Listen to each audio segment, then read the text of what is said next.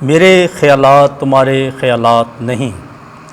کلام مقدس میں سے ہمارے لیے آج کی پہلی تلاوت اشعیاء نبی کا صحیفہ 55واں باب 6 سے 9 آیات مقدسہ۔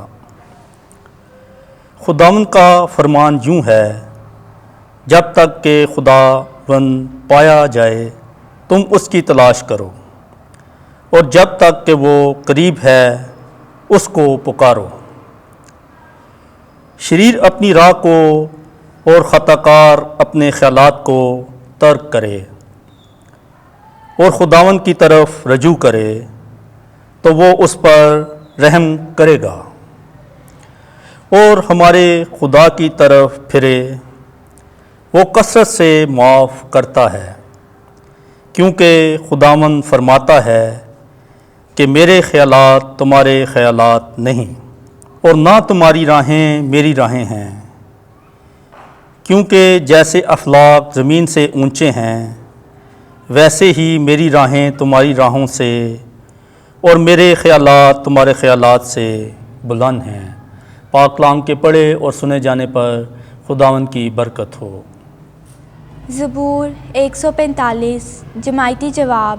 خداوند ان سب کے نزدیک ہے جو اسے پکارتے ہیں۔ میں ہر روز تجھے مبارک کہوں گا اور عبدالآباد تک تیرے نام کی حمد کرتا رہوں گا۔ خداوند عظیم اور نہایت قابل حمد ہے، اور اس کی عظمت ناقابل دریافت ہے۔ جماعتی جواب۔ خداوند ان سب کے نزدیک ہے جو اسے پکارتے ہیں۔ خداوند رحیم اور مہربان ہے، وہ طویل الصبر اور نہایت شفیق ہے۔ خداوند سب پر کریم ہے اور اپنی تمام منصوحات پر مہربان ہے۔ جماعتی جواب۔ خداوند ان سب کے نزدیک ہے جو اسے پکارتے ہیں۔ خداوند اپنی سب راہوں میں صادق ہے اور اپنے سب کاموں میں نیک ہے۔ خداوند ان سب کے نزدیک ہے جو اسے پکارتے ہیں، یعنی جو اسے سچے دل سے پکارتے ہیں۔ جماعتی جواب۔ خداوند ان سب کے نزدیک ہے جو اسے پکارتے ہیں۔ زندگی میرے لیے مسیح ہے۔ ہمارے لیے آج کی دوسری تلاوت مقدس پولس رسول کا خط فلپیوں کے نام، اس کا پہلا باب 20 سے 24 اور 27 آیت مقدسہ۔ اے بھائیوں، مسیح میرے بدن میں خواہ زندگی خواہ موت سے بزرگی ہی پائے گا، کیونکہ زندگی تو میرے لیے مسیح ہے اور موت نفع ہے۔ لیکن اگر جسم میں زندہ رہنا میرے کام کے لیے مفید ہے تو میں نہیں جانتا کسے پسند کروں۔ میں دونوں طرف سے مشکل میں ہوں۔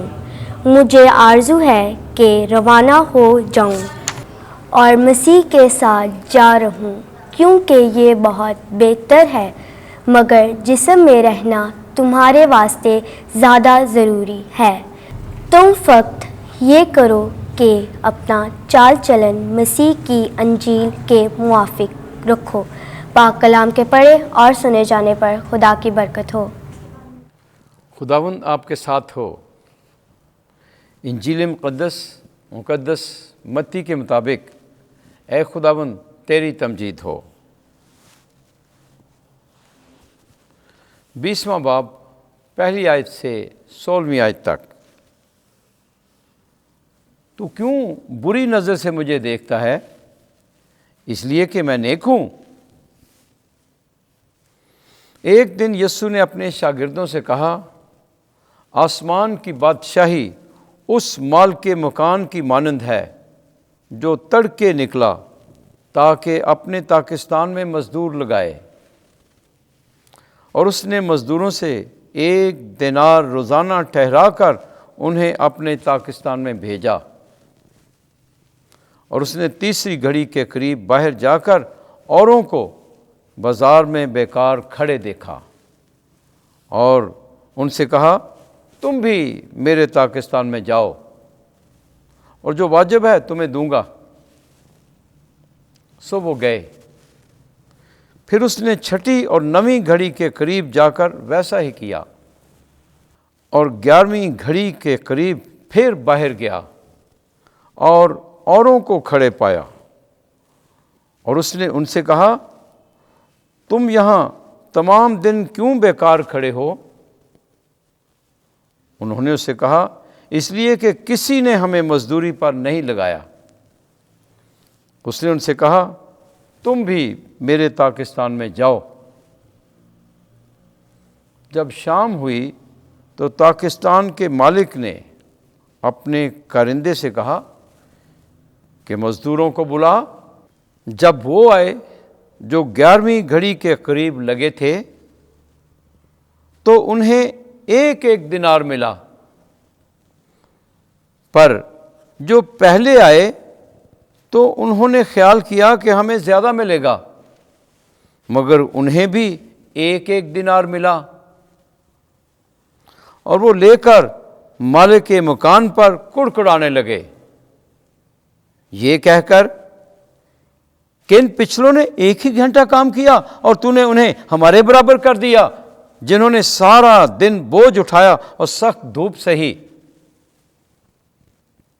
مگر اس نے جواب دے کر ان میں سے ایک سے کہا اے میاں، میں تیرے ساتھ بے انصافی نہیں کرتا، کیا تو نے مجھ سے ایک دینار نہیں ٹھہرایا تھا؟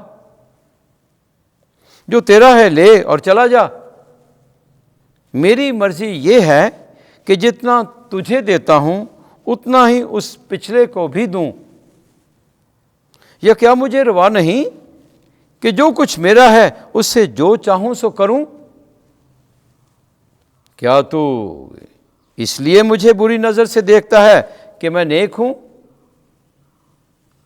اسی طرح آخر اول ہو جائیں گے اور اول آخر، کیونکہ بہت سے بلائے تو گئے ہیں مگر برگزیدے کم ہیں۔ انجیل مقدس کے وسیلے سے ہمارے گناہ معاف کیے جائیں۔ اے مسیح تیری ستائش ہو۔